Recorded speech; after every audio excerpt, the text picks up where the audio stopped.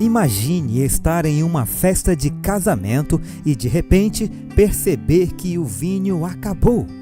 O que parecia ser um momento de celebração agora se torna um momento de constrangimento. É nesse cenário que Jesus realiza seu primeiro milagre. Mas o que esse milagre realmente revela sobre o seu poder e propósito? Oremos. Senhor Deus, agradecemos por estarmos juntos aqui mais uma vez, prontos para estudar a Tua Palavra. Pedimos que o Teu Espírito Santo nos guie enquanto exploramos o primeiro milagre de Jesus em Caná, que possamos entender a profundidade desse sinal e como ele se aplica a nossas vidas. Em nome de Jesus, amém. Olá, seja bem-vindo! Você está no canal Para Que Todos Saibam. Estamos estudando a primeira lição deste último trimestre, que tem como título Sinais que Apontam o Caminho. O tema de hoje, o casamento em Caná. Hoje é 29 de setembro e o verso para memorizar desta semana se encontra em João capítulo 20, versos 30 e 31. Jesus fez diante dos seus discípulos muitos outros sinais que não estão escritos neste livro. Estes, porém, foram registrados para que vocês creiam que Jesus é o Cristo, o Filho de Deus, e para que, crendo, tenham vida em seu nome. A lição de hoje começa com a pergunta: que sinal Jesus fez em Caná e como isso ajudou seus discípulos a crer nele? Para responder a essa pergunta, vamos ler João, capítulo 2, versos 1 ao 11. E, ao terceiro dia, fizeram-se umas bodas em Caná da Galileia, e estava ali a mãe de Jesus. E foi também convidado Jesus e seus discípulos para as bodas. E, faltando vinho, a mãe de Jesus lhe disse: não tem vinho. Jesus lhe disse: mulher, que tenho eu contigo? Ainda não é chegada a minha hora. Sua mãe disse aos serventes: façam tudo o que ele mandar. E estavam ali postas 6 talhas de pedra para as purificações dos judeus, e em cada uma cabiam 2 ou 3 almudes. Disse-lhes Jesus: encham de água essas talhas. E encheram-nas até em cima. E disse-lhes: tirai agora e levai-a ao mestre-sala. E levaram. E logo que o mestre-sala provou a água feita vinho, não sabendo de onde viera, se bem que o sabiam os serventes que tinham tirado a água, chamou o mestre-sala ao esposo e disse-lhe: todo homem põe primeiro o vinho bom, e quando já tem bebido bem, então o inferior. Mas tu guardaste até agora o bom vinho. Jesus principiou assim os seus sinais em Caná da Galileia e manifestou a sua glória, e os seus discípulos creram nele. Quando os discípulos viram Jesus realizando o milagre da transformação da água em vinho, isso ofereceu evidências em favor da decisão deles de segui-lo. Afinal, como esse sinal tão poderoso não apontaria para Jesus como alguém enviado por Deus? Os discípulos provavelmente ainda não estavam prontos para entender que ele é Deus.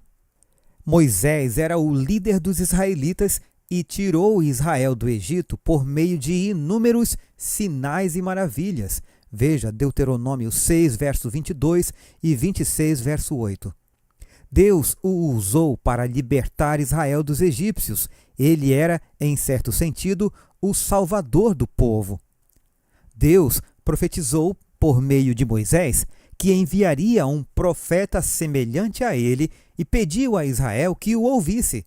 Veja, esse profeta era Jesus, e em João 2 ele fez o primeiro sinal que apontava para a libertação de Israel do Egito. O rio Nilo era um recurso essencial para os egípcios, que o consideravam uma divindade. Uma das pragas do Êxodo foi dirigida ao rio. Suas águas foram transformadas em sangue. Em Caná, Jesus realizou um milagre semelhante, mas em vez de transformar a água em sangue, transformou-a em vinho. A água veio de 6 potes de pedra que eram usados para purificação em rituais judaicos, ligando o milagre ainda mais aos temas bíblicos da salvação. Ao narrar a transformação da água em vinho e assim referir-se ao Êxodo, João estava apontando para Jesus como nosso libertador. O que o anfitrião da festa achou do vinho não fermentado que Jesus ofereceu? Ele ficou realmente surpreso com a qualidade da bebida e, sem saber do milagre que Jesus tinha realizado, pensou que haviam guardado o melhor vinho para o final. O termo grego oinos é usado tanto para o suco de uva fresco quanto para o vinho fermentado. Ellen White afirma que o suco produzido pelo milagre não era alcoólico. O Desejado de Todas as Nações, página 110, relata isso. Sem dúvida, aqueles que sabiam o que tinha acontecido ficaram surpresos. A lição termina com a seguinte pergunta: quais razões você tem para seguir Jesus? Há muitas, não é mesmo? Vamos agora conferir os comentários de Ellen White. Jesus não começou seu ministério realizando alguma grande obra perante o Sinédrio em Jerusalém. Seu poder se manifestou em uma reunião familiar, em uma pequena aldeia da Galiléia, onde contribuiu para aumentar a alegria de uma festa de casamento. Assim, mostrou sua compaixão pelas pessoas e o desejo de lhes proporcionar felicidade. Tentado no deserto, ele próprio bebera o cálice da aflição. Dali saíra para oferecer aos seres humanos uma taça de virtudes celestiais, mediante sua bênção que santificaria as relações humanas. Foi para honrar a confiança de sua mãe, Maria, e fortalecer a fé de seus seguidores que realizou o primeiro milagre. Os discípulos encontrariam muitas e grandes tentações para a incredulidade. Para eles, as profecias haviam tornado claro e indiscutível que Jesus era o Messias. Esperavam que os líderes religiosos o recebessem com confiança ainda maior que a deles próprios. Declararam entre o povo as maravilhosas obras de Cristo e sua confiança na missão dele, mas ficaram espantados e decepcionados com a incredulidade, com o profundo preconceito e a inimizade em relação a Jesus manifestados pelos sacerdotes e rabinos. Os primeiros milagres do Salvador fortaleceram os discípulos para enfrentar a oposição. O Desejado de Todas as Nações, páginas 106 e 109. Quando chegou plenamente o tempo, o milagre operado por Jesus foi reconhecido. Logo que o mestre Sala encontrou a taça nos lábios e provou o vinho, ele olhou para cima com agradável surpresa. O vinho era superior a todos os que ele já bebera, e era vinho não fermentado. Disse ele ao noivo: todos costumam servir primeiro o vinho bom, e quando já beberam muito, servem o vinho inferior. Você, porém, guardou o melhor vinho até agora. João 2, verso 10. Cristo não se aproximou das talhas nem tocou na água, simplesmente olhou para esta, e ela transformou-se em puro suco de uva, purificado e refinado. Qual foi o efeito desse milagre? Os seus discípulos creram nele. Veja João 2, verso 11. Por meio desse milagre, Cristo também evidenciou sua misericórdia e compaixão. Mostrou que tinha consideração pelas necessidades dos que o seguiam para ouvir suas palavras de conhecimento e sabedoria. Este dia com Deus, 23 de dezembro. O Senhor prometeu conceder luz aos que o buscam de todo o coração.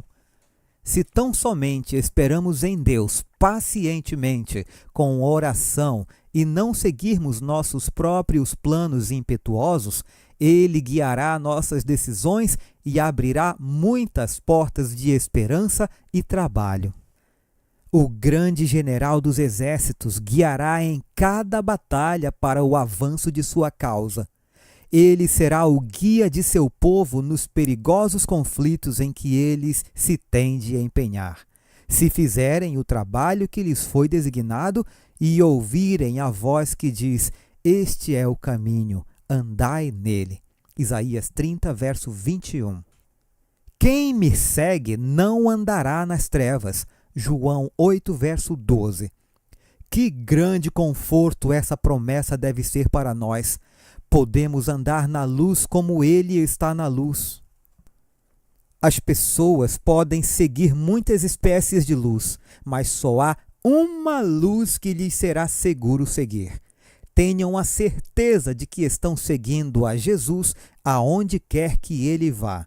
Testemunhos para Ministros e Obreiros Evangélicos, página 211. Para concluirmos, o milagre de Caná nos ensina que Jesus se importa com as nossas necessidades cotidianas. Ele transforma o comum em extraordinário. E assim como o vinho novo, ele nos oferece uma vida renovada. Essa passagem nos convida a entregar nossas preocupações a Ele, confiando que Ele pode fazer mais do que pedimos ou pensamos. Aleluia! Como você pode permitir que Jesus transforme as áreas da sua vida que parecem estar sem esperança em algo maravilhoso? Você está pronto para experimentar o milagre dele em sua vida? Deixe sua resposta nos comentários. Eu aguardo você amanhã para continuarmos esse belo e profundo estudo. Um forte abraço e fiquem todos com Jesus.